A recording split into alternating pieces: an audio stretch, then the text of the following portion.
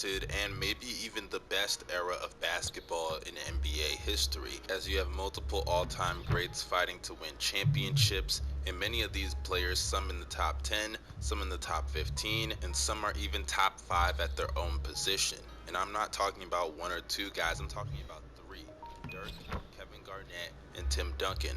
Three players that are arguably top 15 to 20 players of all time, and they're top 3 to 5 players at their own positions. It's really insane how stacked the 2000s were when it came to talent. But obviously when you talk about the stars of the 2000s, there are players who get forgotten so many times. And in today's video, we're going to talk about the most forgotten players of the 2000s. But before we get started, make sure you subscribe to the channel and comment your opinions down below. And if you're interested in a part 2, make sure you drop a like on this video. Let's try to get to 1,000 likes, and if we can do that, then I'll for sure drop that part 2 in a couple of days.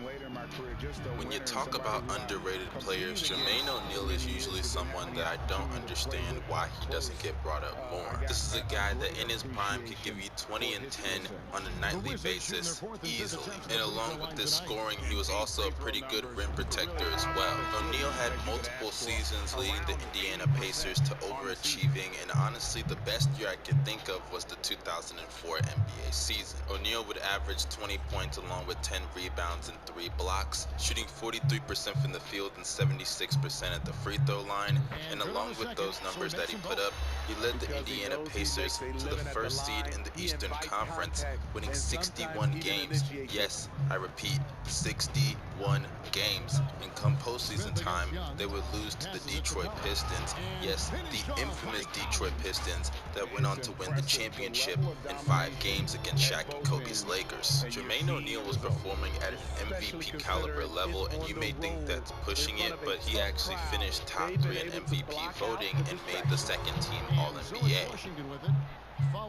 Dawn Power Wash Dish Spray. Spray, wipe, rinse.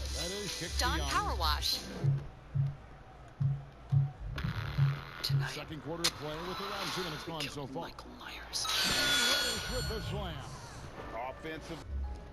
Versatility is the name of the game, especially in today's league, and a guy like Andre Kirilenko, aka AK-47, which is, by the way, one of the greatest nicknames of all time, might be the best nickname ever now that I think about it.